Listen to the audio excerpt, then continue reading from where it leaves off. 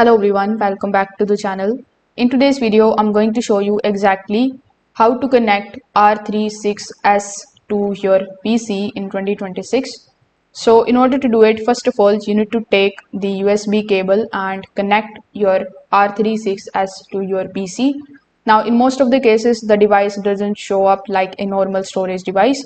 So if nothing appears on your PC, don't worry, this is a normal behavior. That means that you will need to use correct method to file the access. So first of all, in the most reliable way, you can do it via the SD card. So first of all, you need to turn off your R36S and remove the SD card carefully. After that, you need to insert it into your PC using a card reader. Now, when you do this, you are going to see all of the folders where your games, ROMs, and the files are stored. You can then copy, paste, and delete the files very easily from here.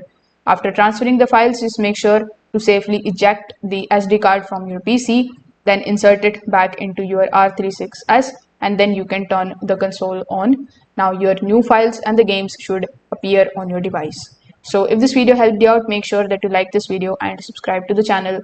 Thanks for watching.